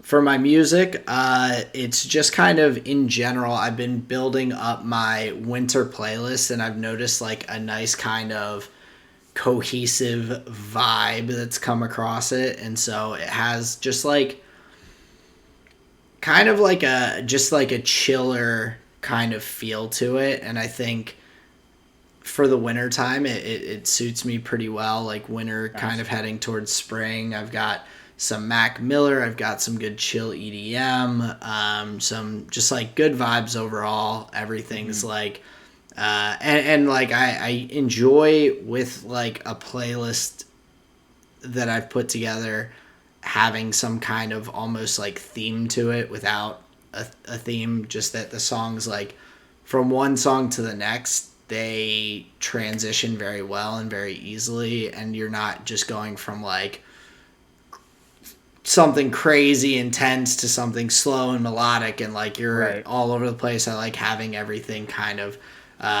down the middle, having a similar feel when I put a playlist together. Um, so not any specific music, but that was just something that I've enjoyed continuing to work on and put together, and the vibes are solid. So Hell yeah. Solid vibes achieved. I'm glad to hear it. yeah, and so for my show for the week, this is the or my visual medium, the movie that Colleen and I watched after having eaten the brownies that were previously mentioned. Um, so it's called The Alpines. Mm. Has a without the comedy semi like cabin in the woods vibe, Mm-hmm. in terms of like there's a general overlying theme to it, and so the overlying theme is of the seven deadly sins. Mm. However, I will say that even though it had I really liked the concept, and I really liked overall kind of how the movie went. Like it was a pretty low budget, like indie kind of indie type film. I thought that with that being, or with the knowledge of that and it being like a lower budget and everything, the actors were pretty solid for they were like they were pretty average, so about what I expected for the production value. The writing was a little like lacking here and there. But overall, the concept was really solid. It's just there were some things missing in terms of like, so the Seven Deadly Sins like theme that ran through. They had a, I don't know if it was a philosopher or I guess like a philosopher like narration or quote kind of at the end of the movie, talking about some of the concepts of it and everything. And I think that it would have been better suited to have in this kind of film with like, it's a little bit shorter, so you don't have as much character development. Like, it's not a super short movie, but there were components that could have used more building throughout. I think if you put that narration or a similar one at the beginning of the movie, where it kind of lays out that it's like, these are the sins of man and this is like blah blah blah blah blah, and then you just lead into the movie like that, it gives the viewer a better concept of like what to go into and kind of ties it all together a little bit better, because without knowing that, from like reading the plot online or like getting a brief trailer or whatnot, you don't really pick up on that that like piece of the puzzle until you're getting towards the end and they like have that narration and all. And so it was an interesting movie. I've like pretty mixed feelings. I definitely, it's weird because it is my flavor of the week because it was like the main thing that stuck out from what I watched, but I wouldn't say, do you ever have anything that you're like, it wasn't good, but I was like entertained, or I was like, it kept my attention throughout the movie. Yeah, for sure. Like it, but I wouldn't say it's like, I'm not going to go out and be like, yo, that was a good movie. But I'm also like, not everything that you finish is a masterpiece. But I'm also like, it wasn't a bad movie. Like I can see reasoning for why certain pieces of it were like lacking a little bit. And so I definitely, I enjoyed the movie while knowing that it's not like a great movie. So the Alpines, that's my flavor of the week for my visual medium.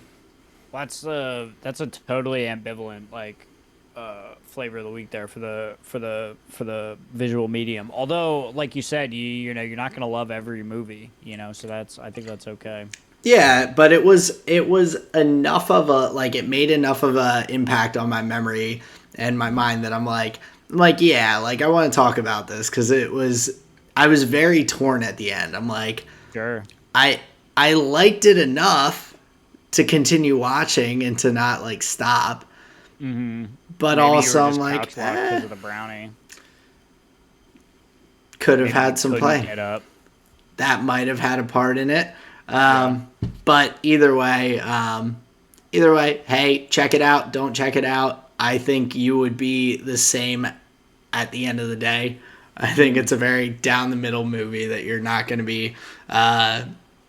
be super excited or super disappointed to watch. Sounds like I might hate it. If you're middle of the road about it, I'll probably hate it. I kind of want you to watch it now, but but you don't have to, of course. If I can find it in the next day or two, I'll report back. I think it's on Prime. I forget though.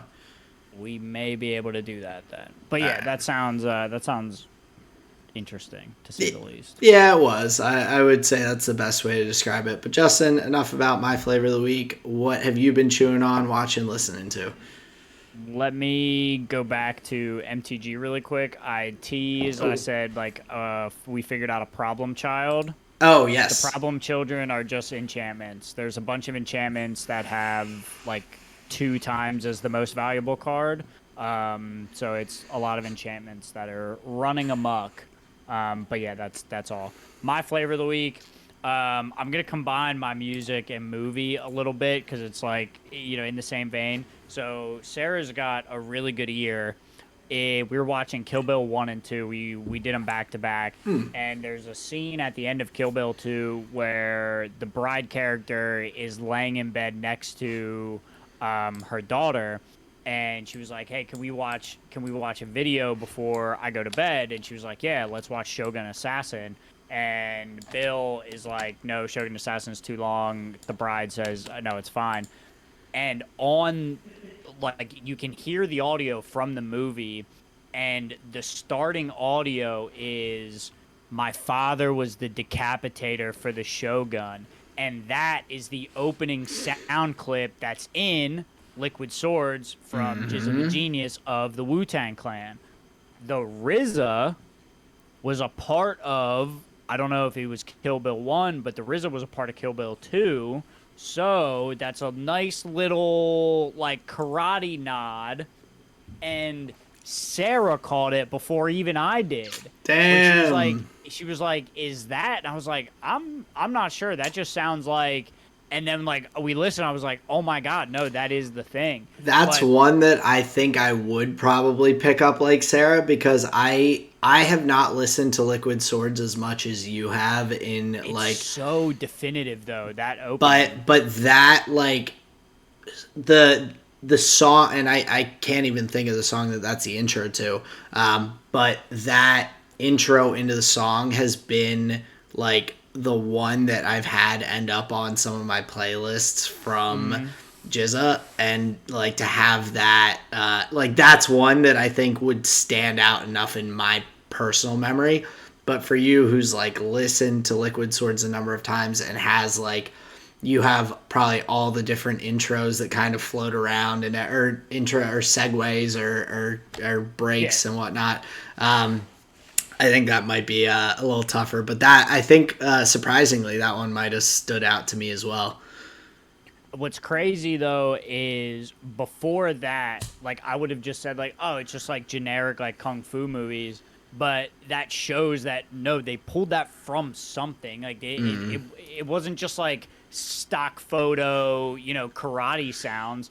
Obviously, it was ripped from something, and so, like, to see that source material from a movie, like, I just jizz all the time for, like, references in, like, like movies and music and whatever. And so I thought that was a pretty cool. And so shout out to Sarah because she caught that. So Well, and so Shogun you said, Assassin is what they quote. so you said that was in Kill Bill, Kill Bill 2. at the end. And when did Where they're that laying come down in out? bed. Liquid Sword. When did Kill Bill come out? Kill Bill 2. Fucking. So, okay. 7. Nah, How close am I? 7 years. 04. Not close at all. Yeah, not super close. But wait, so it's from Shogun Assassin, which is a Japanese karate film, I imagine. Probably from the 80s. okay, gotcha.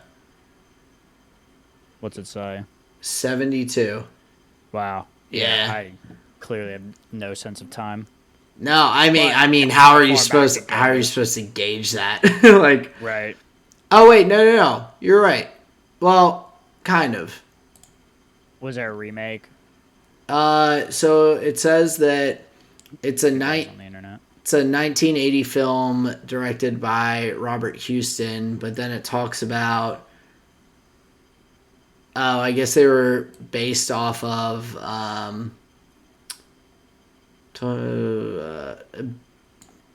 Shogun Assassin was compiled from the first 2 films that were released in 72. So Gotcha. it's like 2 movies that were put together in 80 that were from 72. So Wow. Okay. That's so cool. But yeah, just some deep like Wu-Tang and Quentin Tarantino lore right there that Sarah caught and I didn't. So those are my music and film. And I've just Interesting. been like getting back into rap a lot more. Sarah grabbed me some headphones at the store that are like Bluetooth for the phone, so I've just been able Hey, to yeah, you joined the I've 21st upgraded. century. Yeah. So that's been fun. And then just for my food, it's a stack week. So we're just eating spicy with chicken and rice. It's so good. Ah, so But yeah, good. man, that's my flavor of the week. Go check out Kill Bill 1 and 2. Oh It's yeah, a fun time. awesome. I appreciate it. I'm Mhm. definitely jealous of it being stack week. The stacks are so good.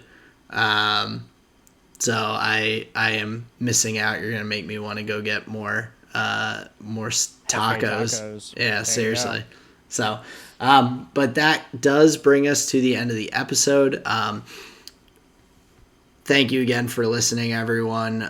You can, of course, find us on Spotify, on YouTube, Google Podcasts. Hit us up on Twitter. We love to see, like Willie, Fat Daddy Willie, Tyler W., put his comment out there this past week on Spotify. We love to see it. So definitely just hit us up, talk to us, chat with us. Tell us what your flavor of the week is. That's all I got, Justin. Well, I just want to say we appreciate your time so much. Thank you very much for listening. Thank you for clicking on us when there's a million other shows. We really appreciate your time. New episodes every Thursday. Aaron just told you where to get them. Again, a million thanks over. Peace out, everyone. Later.